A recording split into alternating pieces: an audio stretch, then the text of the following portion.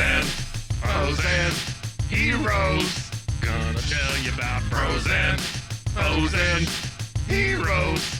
Gonna tell you about comic books, costumes, facts, boots, and other stuff. In this week's issue, Batman Digital Justice. Beep, bop, boop. Welcome into Bros, Foes, and Heroes. I'm Zach, joined as always by the man that's always more than just a bunch of ones and zeros, Mr. Mike. Does that mean I'm non-binary or I'm more than binary? You're more than just numbers. I mean, Zero, it's like there's ones, more and to you. You have twos. You're the ones and the twos. There are no binary. There are no two. It's just O's. Oh boy, it's just ones and zeros. You right? almost got in big trouble there when you just said there's no binary. I know. No. I was saying like in binary code, it's just ones and zeros. There's no other ones numbers. And zeros. So to all my PC friends out there, 1-0-0-0-0-0-1-1-1-1-0-0-0-0-1.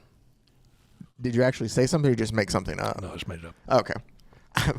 I might have to cancel Who the this hell knows episode. binary? Somebody might. And here's the thing. Now we're demonetized from that right there. We'll find out here in a second. That's what did it. There is a reason for all the coding joke, I said at least for me. fudge in binary. He might have. Welcome in. This is Bros, Foes, and Heroes. We're a comic book podcast where each week I, Zach, present Mike. He's that guy over there. With a new or a different comic book character, storyline, or just kind of history lesson sometimes too. And this is a character you're very familiar with, but I have a bit of a history lesson to go with this one because it's very interesting to me. And that is a book called Batman Digital Justice. Digital Justice. Digital Justice. Already sounds fantastic. Now, can I try to guess the year? Yes. 90. Is it in the 90s? It is. Okay. Well, so here's the thing. It's one of those things, with comics where technically it like comes out in the publication date. I'll tell you this, the publication date is in the 90s, but I think technically it came out. Oh, I gave it away then. So it's 1990. Yeah. Yeah. Okay. But 89 is when I think it technically came out. Sure. But this is a book that, and I'm going to switch between a couple of these as I add this in. First of all, before I switch, I'm going to switch myself to this side because it makes it look when I look at the computer like I'm looking at the book. Look at that. He's standing on what the hell's he standing on? A motherboard, I'm assuming. That is not a motherboard. That looks like an Indian blanket. I think it's supposed to represent that. We're going to get into a lot of this. Supposed to represent an Indian blanket? No. Oh. Represent a motherboard. Oh, okay. I wanted to make sure I kind of gave you the history lesson of this too, or at least what I could find, because I found this whole thing very interesting because it's a completely computer generated book. We're talking about art, color, like all of it, completely computer generated. I love how they put that on the danger, the police tape caution, there. yeah. Computer generated. Well, it's a massive thing, but let's not be fooled. This is not the first one. I wanted to give you a history lesson to begin with. Okay. For the first kind of computer-generated comic, I have to take you back to 1985. Okay. And it's a book called Shatter here by First Comics. That looks so much better. By Mike Saenz and Peter Gillis, who made Shatter. And it's like a dystopian kind of cyberpunk like. This is First Comics? That's First Comics who made this. Now, this was created on a Macintosh Plus. Okay? A Macintosh Plus with only 1 megabyte of RAM. If you're, technical at all. Uh-huh. Now, not much. Yeah, it's not much at all. That's less than the floppy disk. Wait, 1 meg? 1 meg. Wow. It's less than a floppy. Yeah, because a mini floppy was 1.44. Yeah. I remember that from school and having to save my Word documents that we typed on it. You don't type too much. If you want to type a book, you have to have multiple Remember how floppies. they used to throw those 8 gig USB drives at you? Oh, remember? Every time you turned around, you'd walk into fucking Home Depot. Excuse me. You'd walk. You gotta wait at least until I'm gonna have to beep it. I gotta beep it because it's like about 5 minutes of it still. Okay, it's 6 minutes and 16 seconds. No, we messed around for a bit before. It's like 3 minutes in it. So I remember you would walk into some place like Taco Bueno and they'd go, here's a USB drive with all our tacos on it or something. It's just the stupidest pairings of things. But at the beginning, remember, they would try to sell them to you, but they were so expensive. Now you can get a flash drive for, Oh, yeah. But, nothing. And they would cost I was at Walmart the the other day and I was looking for I just need like a 2 terabyte drive just to move files from an old laptop to a new laptop, $60. 2 terabytes. Yeah. It's insane. So 1 megabyte for this, but it isn't fully computer generated. See, it's not. So the art was printed in black and white, and then this is hand colored in. Okay. So it's like it's kind of a mix mash of the two. Printed out. It was all the black was done on the Mac. Yes, like everything is printed out, and then the color here is added afterwards by hand. You can kind of see the jagged edges a bit because it is kind of paint-ish looking. Exactly. Now this pioneering work again, they did a damn good job here for sure for it to be the first one. It's nice looking. Now 87 into 88. You know what it is? They leaned into the graphics is what they did. Because like his face down there, that's really nice. It does. It's like looks, ASCII art almost. It does. You know? But this leads us to the next kind of fully computer-generated graphic novel that is on a major, one of the big 2 for sure, as an 87 into 88. Okay. Marvel comes out with Iron Man Crash. It looks terrible. Now, this is completely computer-generated with art, color, everything. Also, Mike Sines comes back again to work on this one. Everybody was kind of blown away by the work that he did on Shatter, and they liked it, that they thought, oh, we'll have him be the one to work on this project then for us, which kind of makes sense. It looks like, I wanted to add this in here because this was just fun. I have not read this, but I do know at least it's supposed to be like a older Iron Man coming out of retirement, kind of like think Dark Knight Returns, Frank Miller, but Iron Man.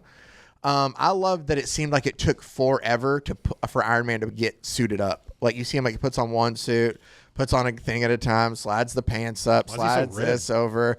Then he has to sit. Like it takes just forever for him to kind of do this. But just kind of. There's the sound effect. I almost included it, but I knew you would say the word and it would be early on in the show and I have to beep it. But at this point, it doesn't even matter. But it was BTCH as a sound effect. And I was like, oh, the ever elusive, for a sound effect. But so somebody, while that was going on, that was Marvel's first release then of a fully computer generated graphic novel. That leads us then to our Batman Digital Justice here. Okay. I hate his name there like that. Oh, with the Batman? I don't like that at all. No, I get that. But so Pepe Moreno is the... How do I do this? He did both the story and the art for this, but English is not his first language. Okay. So Doug Murray did dialogue. Like he hired Doug Murray to kind of like do the dialogue to make it easier for an English-speaking Western audience to do. Gotcha. He came up with the story and he plotted it out, did all the art for it, and then kind of had somebody else write the dialogue for it. I hate that white box on the police tape. You do? The whole thing, if you step back and squint a little bit, it looks like Batman in Arizona. Like, it's also like, it's... I guess look around a little bit. I don't look see around like the digital justice thing, those little sticks sticking out. Yeah. Right. The fact that the motherboard looks like an Indian quilt. I see. Okay, we used to have quilts like that kind of in our living room. Yeah. It's like it's like a Native American quilt kind of thing. No, but it's like woven through. Yeah, but it's like a woven blanket kind of. Yeah. Anyway, I have notes that I did research for on this to bring you all this for. Okay. Before we dove into it, I wanted to tell you what it took to create this because I found this fascinating, and then we'll get into the story we're gonna crap on this thing, but this was a big deal at the time. Exactly, it's a big project. Yeah. The story. Well done. I don't want to. That's the thing is putting this together. It's massive and it's a creative step forward. It looks like it gets repetitive at times because of the limitations they have. Sure. But at least in the medium, I want to be like, this is something really cool. Back then, and then it was a gigantic deal. Because nobody was doing this. Exactly. But this was produced actually with the Macintosh 2 system on 8 megs of RAM and on a 19-inch Sony Titanatron monitor. Which is the same thing that wrestling used to always use. It's the giant Titanatrons behind them. Okay. And they also had a removable 45 megabyte hard disk drive for extra stuff there. The thing that was very creative about this when I was doing my research is they didn't have a way to essentially print the graphics they would make into a comic book form. Okay. So Pepe Moreno had to work with a software company to find a way to take the digital negatives of the art and be able to like transfer it over and print regular comic book style. wow. So like they had to write all this new code for it. Something else that I read that was very interesting is when Moreno pitched this to DC, like he had ideas. He was very big into like where technology was going and like how it was. So he thought that a CD-ROM could come with it and like you could have interactive pieces of the story that people could then like go in and deal with. He also like eventually pitches a sequel, and he thought that you could make like a video game and tie-in and stuff out of it. Like he thought that's smart. Exactly. You remember getting the discs with your magazines? Yes, and I remember you could get like they'd have like video game magazines too. You'd have demo disc in there with different you'd have games. a demo disc. Yep. But the biggest one was AOL, of course. Yeah. Oh, with the 700 free hours or whatever. Yeah. It's like what? We had 10 hours free on Net Zero. I worked for a guy one time. He would take all of the AOL discs that were mailed to him or that he found, and he made a giant chandelier out of all of them. Nice. Yeah. Nice. He was insane, and I think he may have burned someone to death. Cool. So, don't know how to move on from that. So, the thing is that nobody kind of goes for the sequel, and he ends up moving and working in video games and stuff at some point in time too. So he was always very kind of into the technology side of it. Cool. Another thing he brought up, which I got to give him credit for, is he was pitching to DC like, you should pitch this to like computer enthusiasts and video game people too, like just on the sheer technology of it. And DC was like, nah, we'll just pitch it to comic book people at the time. Like, and it ended up selling well. Very short-sighted. At the time, he says, it sold well. It was a hardback book, $25 for this. Okay. Wow.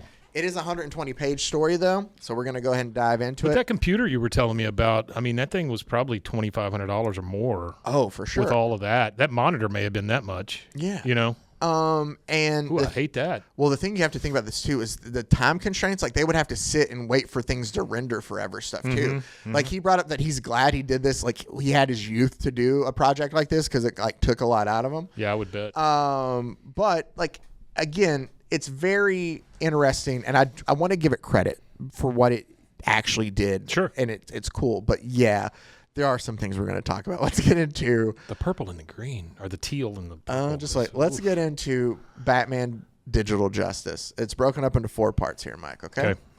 So, it starts. Is there here. a digital Robin? Okay. So. I was trying to save it for you. Bleep, bleep, bleep. Yeah. So it's just kind of introducing you to Gotham Megatropolis. And it just talks about how essentially that this future land here is a complex world, a wired world dominated by a tyrant code, a computer virus from long ago that has become the world's first digital dictator. Oh. The only hope is a myth from the past, from a time of legend and superstition, long before the virus plagues. A new kind of hero, a program of clean code and pure memory, a program written by a legendary crime fighter, a digital hero, one that can restore digital truth and digital justice. So this is a digital Batman we're dealing with? Bleep, bleep, bleep. They're playing video games down there. We're introduced to... Sounds like Grandma just got the plug pulled on her or something. Well, I don't know how... It was 3, so anything in 3 is going to sound like that. And we get a game over as there's these guys here at an arcade. Now, a drug deal is going down between everybody wears sunglasses, so it's hard to say that. There's a drug deal going down, and outside... He's like, I'm bad at eyes. Yeah, you see the woman up top who's showing the under with part of her breast. Boob? Yeah, she's a cop. She's an undercover of her cop, and we get a shot out to the police car outside, and there's a guy on the headset who is, you ready for this? Yeah. James Gordon III. Ah. Okay. You know that police car, what does that look like? Cybertruck. It does, doesn't it? Oh, just wait till we get to the Bat Cruiser or whatever it's called. So, I love it. Seems like she's in the arcade at top, and then she's outside with him, just like right down there. Mm-hmm. But there's a drug deal that's going digital. on. She can go is. That's true. They're waiting for this drug deal to go down. I'll just tell you a story, and then we'll go through pages. Yeah, sure. They're waiting for this drug deal to go down, and they're scanning in. Like they have scanners, and they wait to make sure that the pills that he's passing off are exactly what they're looking for. Oh, and they have an idea, and about that time, their screens just screech, and there's static everywhere. Yeah. And they don't know what's going on. So he busts to go in to see what's up, and he walks into nothing but carnage there, right? This looks like Doom, kind of, right? It made me think of Doom. So, a very early Doom. And he's just like shocked by all the carnage he sees. And there's these police robots that essentially have gone haywire somehow and have just decimated everybody that's in there before they can make a bus. They've just have seen them as threats, killed them all, and they threaten Gordon before he can kind of like tell them like, no, I'm a cop, like calm down, like, you know, we're meant to be here. And they think they call them servos, these police robots. And the robots like fly off, and he's sitting there and he's like, these machines, he's like, there's something wrong with them. Like, these people weren't dangerous threats. There was no reason for them to open gunfire on them. Like, I don't get this. And where's it at? Oh, he goes, yeah, those machines just wasted one of my men. Killed a cop too in all this. Now, a digital cop or a real cop? A real cop. Okay. Everybody's real until I tell you they're digital. Okay. All right. I got you. But he like gives even like the news. You see that little droid thing that's floating? That's like a news camera. And they ask him for like, you know, Sergeant Gordon, topper flight here for WNTC News. Could you give our viewers some idea of what just happened? And so like Gordon's just sitting there talking to him, and he's like, yeah, a state-of-the-art robot ignored procedure and just blew up one of my men and 4 perps to hell with all this. Like, he just tells the news what's going on. And the news just kind of flies off. And as they fly off and you think, wow, that's just kind of very brash of him, he thinks to himself, they're going to change it anyway. Because this is a land of where they take the footage and they change the news to, we'll see it later, like when it gives his report, he says in like, oh, it was a situation gone bad, and thankfully there was a police robot nearby to save us from it. So he's realizing that these police robots are starting to act up and act kind of strange, and also they're changing obviously the news to make it fit whatever narrative that it works. I wonder what that's like. Exactly. I'm telling you, as stuff that we will kind of, you know, make fun of through this, there is also parts that are very telling and very interesting from, especially in like, you know, the late 80s. Well, that's what I want to say. Pepe Moreno actually worked on that Iron Man book. Oh, did he? But he's uncredited because he wanted to save the research. He wanted to save his ideas and use it in his own completely different story. Actually, the police cop there just kind of looks like a phone, the police car. Yes. Because the roads look like mainframes. If you go back one, there's maybe it's one more, where he pushes the like Ma Bell thing there to talk to somebody. Yeah. You see that? Yeah. He slides his card in. It's very Blade Runner-ish. Well, you have to think though, like at that time, nobody knew about cell phones. Yeah, that's true. Well, I mean, you had a bag. You had a bag phone. Yeah, but okay, you do know what it looked like, sure. But yeah, there's also like he has his bank. Nobody thought everybody would be holding one. No, Let's for put it sure. that way. There's an electronic market where you can like transfer credits and buy groceries and stuff like that. It's very Blade Runner-y of a world. Is what it kind of sets even the up. Guy, even the cop there looks like somebody from Blade Runner. Honestly, absolutely. The blonde guy. So Gordon is heading to his apartment, which is the stacks there of towers, and he's almost knocked out of the way by hey, watch it here, Bobby. Ooh. Bob Chang? Slow down. First of all, usually it's weird to me that he called him Bobby first and then Bob. And then that's Bob, just me. yeah. Usually I feel like Bob Chang, slow down there, Bobby. Like that. Yeah. But he's some kid. Look at this group he ran into. Yeah, he's some kid that Gordon is friends with. Billy Idol. Billy Idol leads a gang of street toughs. One with one that's a hockey player. One that's from the Mighty Ducks. One that skateboards, who has 3 teeth, I think. And then the bug-eyed guy that's really tall in the back.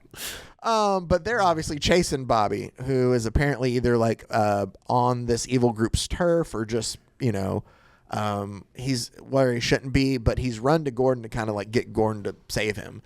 And since he knows Gordon's a cop, and he kind of scares off the group that's chasing Bobby Chang. Right. I should say earlier, he did get griped out from his commissioner there.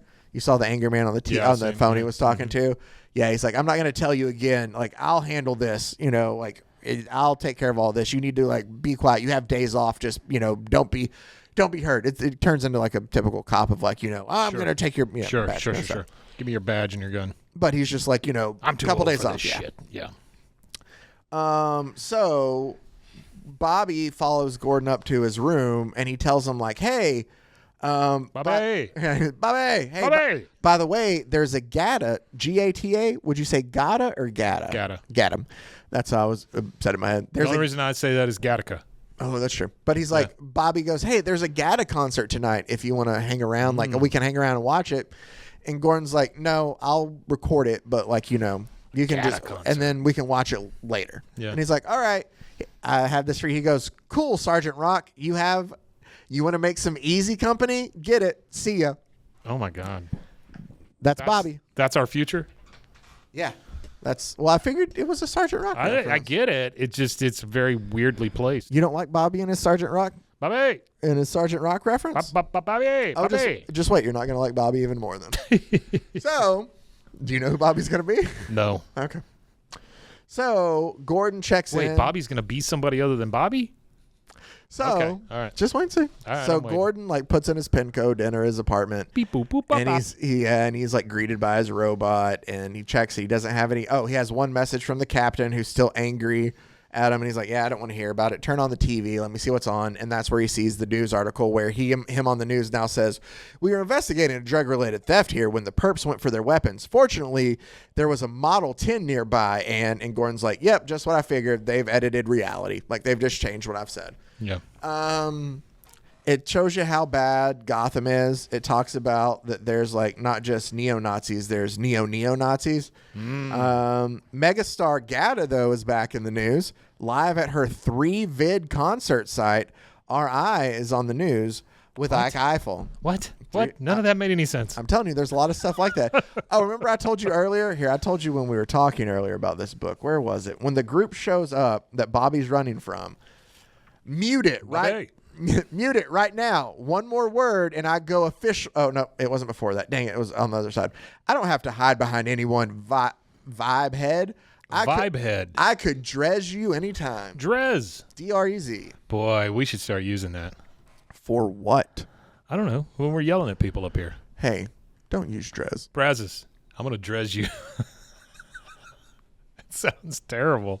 Yeah. Just go dress yourself. And I will remember why I'm sitting in an HR meeting next week. So we have no HR. This might as well be the HR department right here. But I can dress anybody I want. Yeah. We then see these two you dress anybody you want, unfortunately. There's these two rich people that are dressing like Sergeant Rock. They are, and some easy company that are walking through the park, and a guy tries to pull a weapon on them and rob them. When eventually, and the guy's like, "Oh, you wouldn't do that to me. I work for the net. You don't know." I work for the net. The net. That's the giant thing that runs whatever. All right. But about that time, they're startled by lights, and you see the shadow? Is that Batman? I'm Batman. I'm Digital Batman. So, Digital Batman. I need to not spend so much time on all this. So Commissioner Gordon's doing sit-ups, and his partner Lena's like, "Hey, you might want to come check this out." I mean, look at him. He's like 27, 20. He looks like Duke Nukem. But you see what I mean? The copy and paste. And I get it. It's the limitations of the software. I get it. Sure. Yeah. But yeah, it's the same thing. Yeah, those are just all kind of the same graphic. Yeah. Both of them.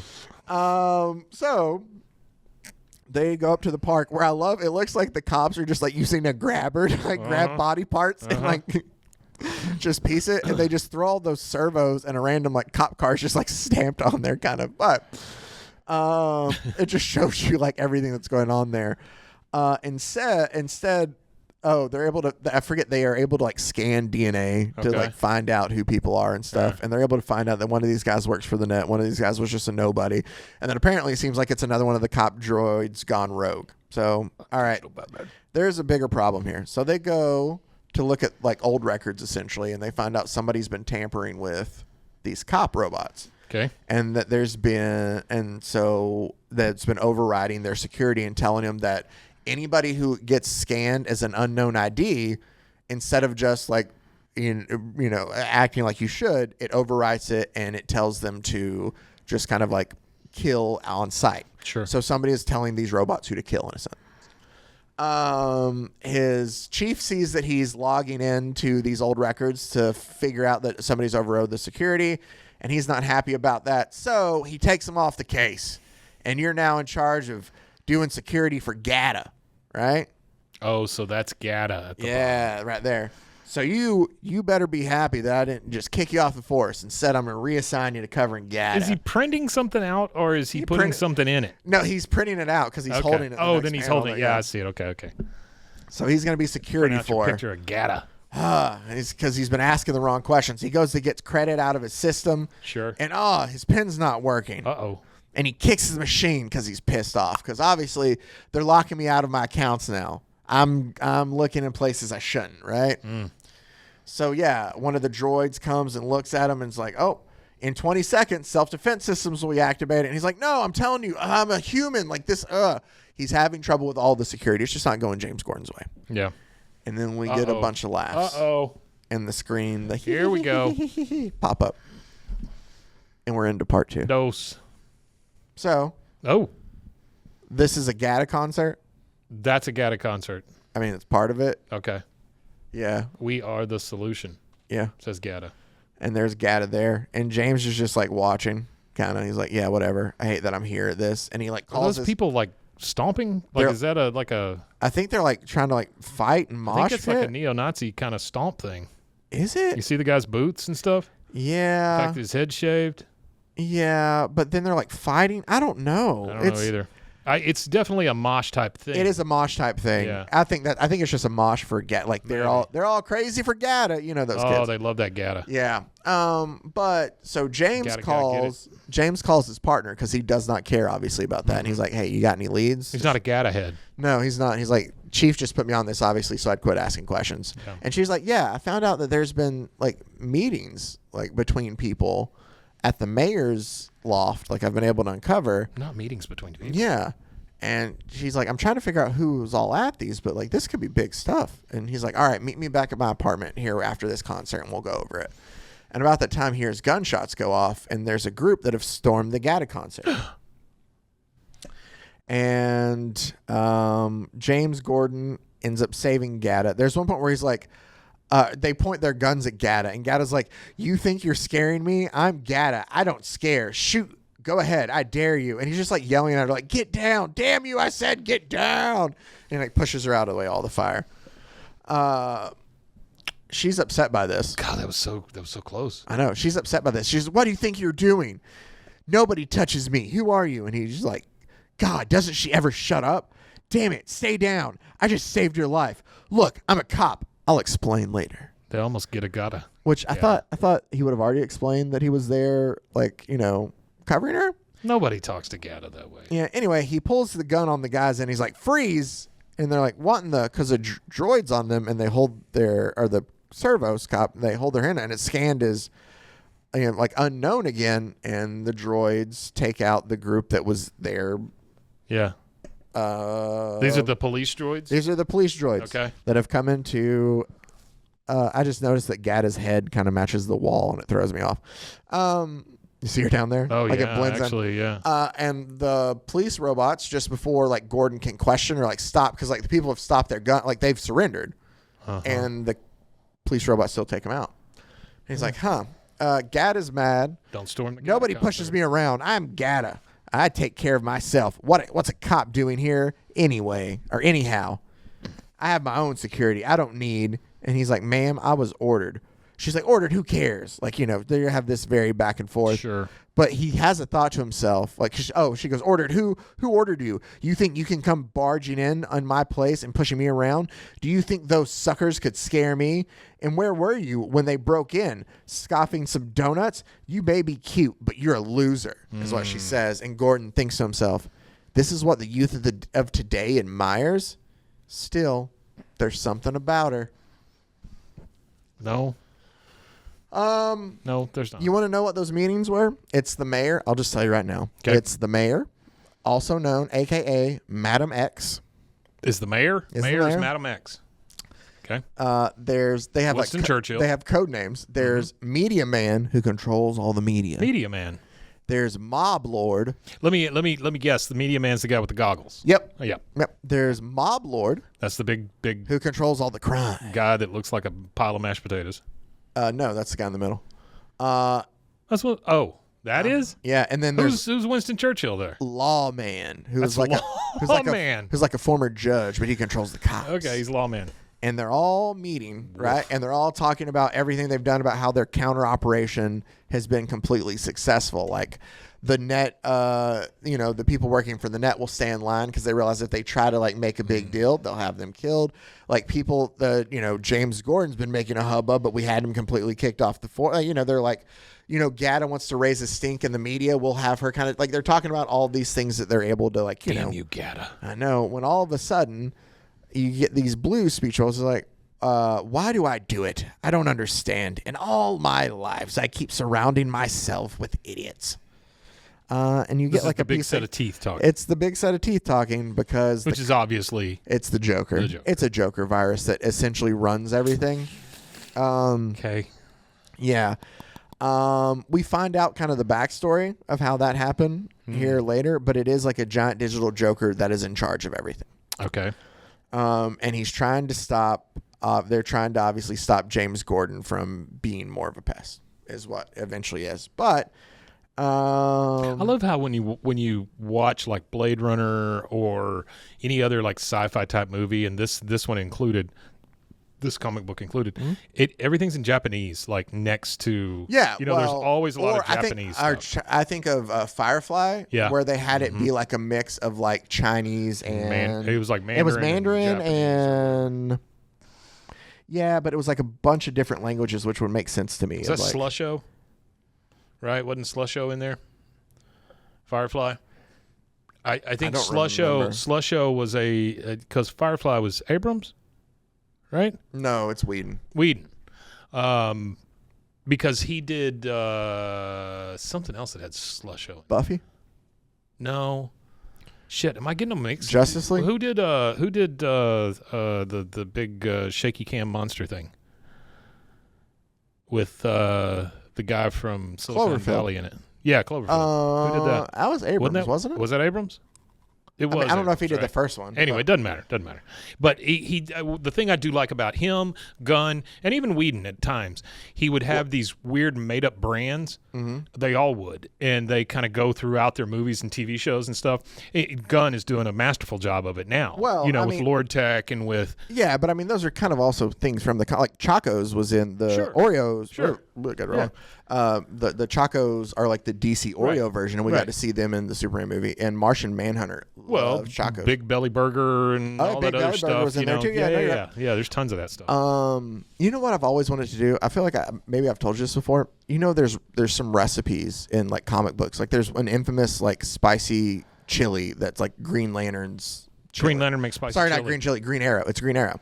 And there's like a full recipe for it. I've thought about us doing like these a cooking segment? And us doing cooking segments and doing like comic, like, I don't know if, would you want me just to make it at home and bring it to you? Because I don't know how else we would. Chef's hats at the house. I don't know where else we would film it, but like I could film We could bring a hot plate.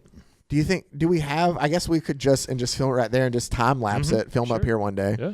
Because we don't have a stove in the kitchen. We could cook it all in the microwave. No. Yum. Anyway, I got off track. So Gordon goes to a guy that he calls the No Man, who's just like plugged into, like, he's an information guy. He's related to the lawman. Yeah. Here's all you need to know is that he essentially tells him like, hey, like, is there anything you can tell me about these meetings? He's like, unless you get me like something like. Is he like directly plugged into a computer there? I think essentially. Is that what goes into the back Matrix-y, of his head? Yeah. Okay. He's like, unless you can get me something that, like logs me, like I don't have to like logging into something up there. It's just asking for me to get caught and to get in trouble. Kind of a Brainiac look to him. Very much so. Yeah. Anyway, did you know, by the way, that Brainiac was supposed to be the original villain in the Superman movie? Yes, I read that this week. Well, screw you. No, I'm just kidding. No, but I didn't read more about it. I just saw that. I mean, I'm fine with that. I think we might get that for the second one, but. Yeah. He's already announced the second one. Did you see that? Well, no. He did. He's announced the sequel. It's not a second Superman movie. Right, but he is still calling it Superman 2 for now. He says he's a big part of it. Yeah. I think it might be. It's either a World's Finest or it's a team up with Superman and Supergirl. One of the two. Probably that. One of the two. I think it's probably the latter. Or it's something. No, you know what? I think it's something we're not even expecting. That's what I'm going to go into. Could very well be because he's very good at that. You know what I remembered the other day is that damn squirrel that Superman saved. Do you remember way back in the day? You thought it was the Green Lantern? Way back in the day. We thought because they showed that one picture of that squirrel in that translucent box. Yeah, but obviously it's the animal handling box. Yeah. But we thought, oh, it's one of those Green Lantern squirrels or animals or whatever. Yeah. But no, he is very good. Did I get blurry? I feel like I'm blurry. I'm just saying he's good at like misdirection like that. Oh, for sure. Am I blurry, You Mike? got a little blurry. I don't know what happened. Are you feeling okay? Well, all right. Well, let's hope that autofocus is back. That'll be fine. As Gordon goes to see Lena, he hears on the news that Lena's been shot and killed, actually. Not Lena. And Who's Lena? His partner. That was the girl he was talking to? Yeah, that had the disc that he was going to go meet up with okay. them. Yeah. All right. So he gets angry and he pulls his gun out and he shoots it at the TVs. R.I.P. Lena. And everybody just walks by and they're like, yeah, no, that's cool. That makes sense. And he walks to the park. Remember the Batman shadow we saw earlier? Yeah. Turns out that was just a statue that they had in memory of Batman, and it was the lights from the police droids that outlined the statue. I'm digital Batman. So yeah, so he's walking through the park and he kicks Stone Batman's hand. Stone Batman. Head. Oh, his head. He kicks his head off? Head. Well, no, it's already off. Oh. Why is his head off? Because it was broken off from when earlier with the attack on the park. Oh, okay. So that's where he kicks it and he accidentally steps on it and he picks it up, and you know what you always do when you accidentally step on a statue head, Mike? What does it do? Gives you inspiration. It does, yeah. I can't tell you the number of times that I've stepped on an elephant or, an animal's head or something like that, and I just really think about my family, my past, how they came over here on a boat. That's a lot of odd things to think about. I do love the art here. It's completely computer generated. You can tell that it looks like they just did clip art of like a thunderstorm behind all that. Yeah. But the statue's pretty nice, honestly. The statue looks pretty good. Again, we have to remember they're working on 8 megs of RAM here, which is kind of impressive. Yep. So Gordon goes back to his apartment, or James Gordon III. Batman bust crack cartel. He finds out that it's been ransacked, and what do they do when they ransack? In any good hero origin, they leave out things that would be pertinent to him wanting to fight crime. So he comes back and his apartment is completely torn asunder, and there's boxes of just like old newspaper clippings that his dad left that he forgot he had. Whoops. Yeah. And they're all just different Batman headlines, including like billionaire Bruce Wayne sponsors a retirement party for Batman. What? That's what it says on the headline there. Party. A lavish retirement party. We're pulling out all the stops. 6 shrimps per person. And then he notices in the box too that's just it says Bruce Wayne written on it, and there's a Batman costume just hanging out of a box. He forgot he had all this stuff, right? Sure. And then there's a note. Hadn't gone in that room in years. Yeah, there's a note to his grandpa from Bruce that's just like essentially, hey, you and your guys. Dear James's grandpa. I'm Batman. Goodbye. Essentially, that's Signed what that's what they have the note in here say. Just like, hey, you and your boys with the cops are just doing a fine job. I'm getting old. You don't need me anymore. Here, as a souvenir, here's my sweaty old Batman suit. I sincerely hope you never need it again, but I'm not wearing it. Signed, Bruce. So James is going to be Batman. So James is that what we're saying? Boom. That's exactly. Okay. James decides to be Batman. Yeah. And he goes out and he patrols. Who's the dude in the fez? Just some bad guy. Okay. Bad guys. I don't know if they were going for the Riddler just off color scheme. Bad guys are very like fancy in this. They are. Well, it's a Blade Runner world, Mike. I love at the very bottom right the panel because and if you're not watching, but it's very much a scene that's happened a lot of times where Batman just kind of like appears like in front of like them driving.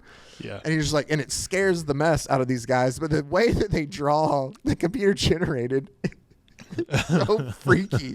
But you just see a lot of teeth that are unnecessary. There's a lot of teeth. And up his nose, and his eyes are really just like wide. Why is one of them upside down?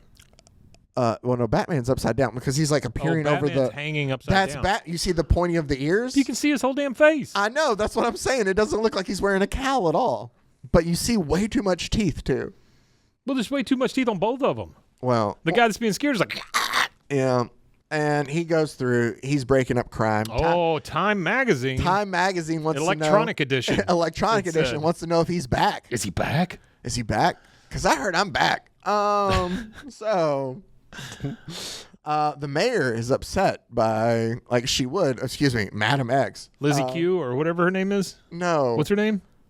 Is it Madam X? Madam X is the mayor. Madam X the mayor. Madam X the mayor. Sometime in the next Because they ran out of the other strippers. They ran out of everything. Oh, no. Here's what it is. Sorry, that's not Madam X. I get them confused. Is that Gata? It is Gata, because as you see at the bottom, we do move from Madam X, or from Gata to Madam X, and it is the same face. It is the exact same face. Yes. There's a reason. Is that what we're being told? That these two people are the same person? No, it's worse. Okay. It's worse. Okay. But twins. Yeah, Gata's upset that Batman is getting all the TV coverage and not her, essentially. And then the mayor's upset that... Well, I mean, is she back? Well, she decides... Oh, my God. Look at this Max Headroom crap we got down here at the bottom. With Joker? Yikes. So she decides that, she's going to research and she's going to get back at Batman for stealing the limelight. I would love to see this animated. No, you wouldn't. Yeah, I would. I want all the hard angles and all the stuff. I want the Money for Nothing video. The Dire Straits video. That's what I want. What this looks like. That's exactly what I want. Oh man. Oh, that is too funny. Money for Nothing and Crimes for Free. So the mayor is speaking to all of the lords and the evil bots, the everybody that's running everything. Dr. Law or whatever his name is. The mob dude. Yeah. Mr. And Cop. I love how when I try to think of him, I can never think of him. And the Joker shows up and it's just like, oh, come on. Like, this is just... Doesn't the mayor kind of look like the person at the end of one of the Indiana Jones movies? A little bit. Like... but the Joker's like, I need to figure out if this... I'm not worried about this Batman. Like, Batman's dead. I guess I need to figure out if this is a real person, which I'm pretty sure it is, instead of actual code. Like, there's nothing to be afraid of, kind of his pitch. So this digital Joker is talking to itself like this? He's talking to the other members, talking like the to group. Dr. Cop and yeah, Mr. he's talking Lawyer to all of them. Yeah. What was it? Oh, so Batman decides to sneak into the mayor's tower. They're going to finally, take it. Did I miss where they blew up his... Nothing is blown up. Yeah, okay.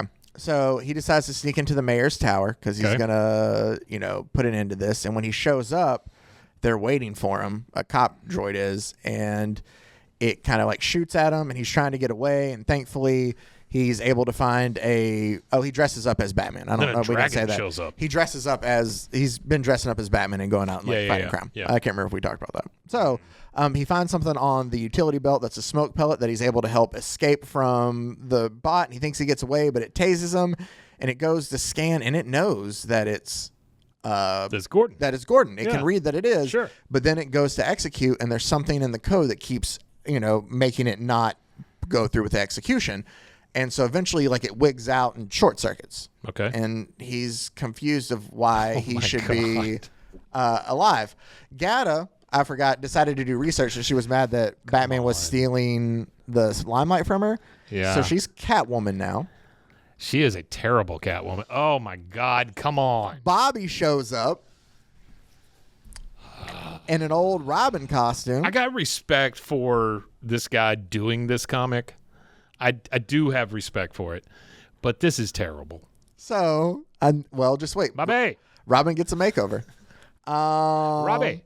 Yeah. Also, Gordon gets a call from his commissioner. He gets a makeover. Robin, he gets a new costume. Gordon gets a call from his former sergeant who's like, hey, I got to let you know that I have the disc and I'm going to give it to you. That I found it on Lena's body before they killed her. It's what got her killed. So I have to ask you one more question about the Robin thing. Yeah. He just shows up in a costume? Yeah, literally. With a skateboard. Yeah. Ta-da! I'm Robin, man. How does he know? The boy wonder, half of the dynamic duo. I looked it up in some old magazines. Oh, my God. Gordon goes, Robin Hood? Gordon doesn't even know that Robin exists. He could have been the Gordon's fisherman. Mm-hmm. He could have been anybody. They're watching Gata as Catwoman, and they get a bat symbol that pops up on their TV, and they're like, what in the world? And it says, get to the roof. This is your last chance. And they're like, what is this? And they do notice drones gathering outside Gordon's house. Okay. And they that's where they obliterate. They shoot up his apartment, and they, electrocute everything in there. Mm-hmm. Well, they're able to get out in time, and they get to the roof, and that's where the Bat Cruiser is. Looks like an electric Lady Norelco. Because when he was pushing everything on the belt to try to find something to use to get away from the robot, it triggered some AI back at Wayne Manor. Oh, Batman was shut prepared. the car over to him, huh? Yeah, Batman was prepared for this. So we find out that's a good there's Batman. a digital Batman. So here's what our story breaks down to, Mike, is digital Batman is going to fight and kill digital Joker, or get rid of, defeat digital Joker. And human Batman and Robin will take care of the human people. And then they all go to a Humpty Hump concert afterwards. It tells this story about how, you want to know what happened? It tells that Bruce Wayne retires and he realizes that, in the future, like he might be needed again, like Batman in a way. So he wrote all this time to write this Batman code so it could help somebody in the future. Bruce Wayne's a smart little sucker, isn't he? Very much so. The Joker gets accused of injecting a computer virus that was responsible for the failure of the Wall Street financial system, and he's found innocent of it. And he's like, well, I don't know what you're talking about. Like, I've been found innocent. Like, you guys will see a lot more of me when I take over the city. Ha ha. Oh, that Joker, he's funny. And sure enough, that virus ended up leading to him taking over everything. So the woman that's doing the news, she gets infected with the virus also? Yeah, you see that there? Yeah, because her hair turned green? Yeah. Okay. But so they're given new costumes. So that's digital Batman and digital Robin now, as you see there. Okay. I told you to get a makeover. It's just a lot of black and silver or gray. It's like the new McDonald's. Batman and Robin on hoverboard. See, the R is no longer on his outfit. It's on the bottom of the hoverboard. Okay. And Batman's got green eyes. I don't like this at all. I'm just gonna skim through the art to show you. His face was so big. Because I explained to you the story essentially is that then what happens. So you get to see Robin like going to take out Mob Lord with a lot of skate tricks. Yeah, Batman before had showed up to take out Lawman. And so like the mayor's watching this happen. So that's two of the bosses taken out. So all that's left is the mayor, Media Man, and the Joker virus. And what we see is a battle eventually between digital Joker and digital Batman, which Media Man then like broadcasts out to everybody because he's Media Man, obviously. Okay. The two battle in like code and stuff. Batman and Robin, real Batman and Robin, show up to the mayor's mansion or the tower there to meet the mayor, but Gata and her people are down there, and she wants to kill Batman for stealing all the everything's about for him. And she has an electric whip, and she sure enough does whip him with it with her cat of nine tails. But he stops her the second time, and she's like, do I have to hurt you again, Batman? Another jolt. And he's like, I told you, I'm not your enemy, I'm your friend. And she goes, you're Gordon, the cop. And they start making out. Great. Yeah, honestly, they're there. So Gata and Batman are now, Catwoman and Batman are making out.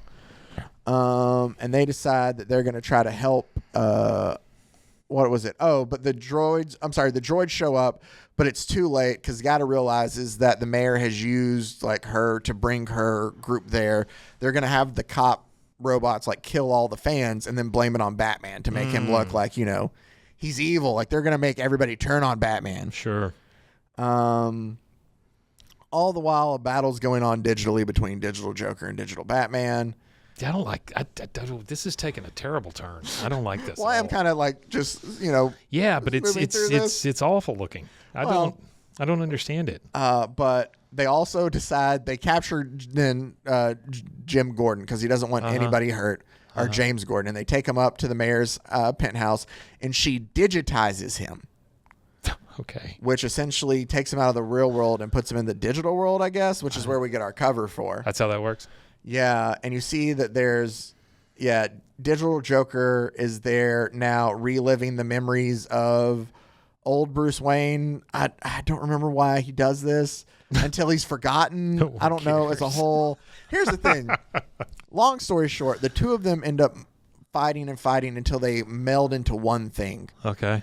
And the good and the evil kind of yin and yang themselves out and disappear. Yeah. So digital Batman takes care of digital Joker. Huh. Okay. And then in that process, it undigitizes James Gordon back into the real world. Huh. Yeah, and it kills the mayor in the process. But when she goes, he's gone. The Joker, shriek, gone. This is the mayor's last words. I'm free at last, free of everything except my guilt. Gata is what she says. And Gata goes, I'm here. I have to tell you, you're me, a clone, many years ago. Planned to transfer my brain to your body before I became cyborg. Couldn't do it. Couldn't. You were too alive, too independent, too much like a daughter. You were my secret benefactor all these years. I never knew. I love so much right there at the end. Mother. I love yeet. Mother. And then James just goes, she's gone, but I'm not. She's gone. No more beeps. But I'm not. And then they look out upon the digital horizon. Those are rough. And he goes, she's right. It's the balance that's important. Matter and soul, man and machine.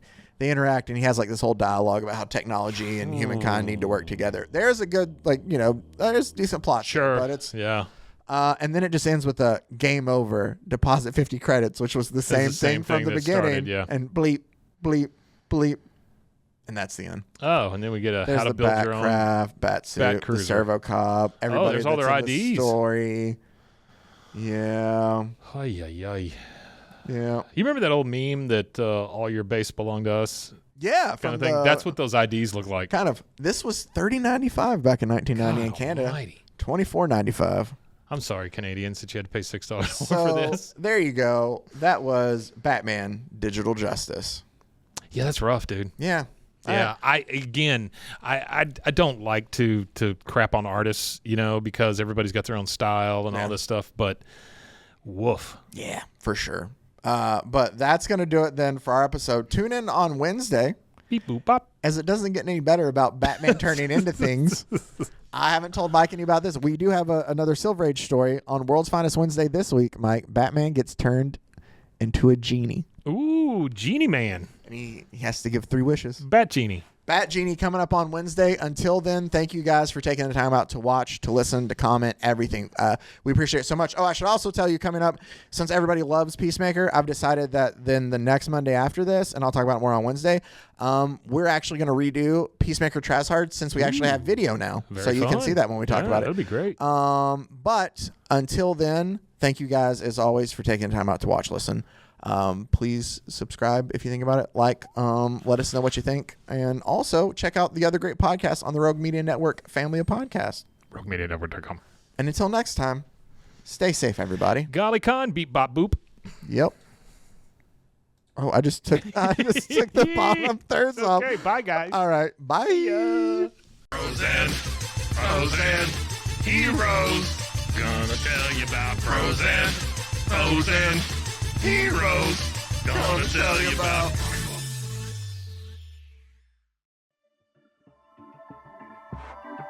This has been a Rogue Media Network production.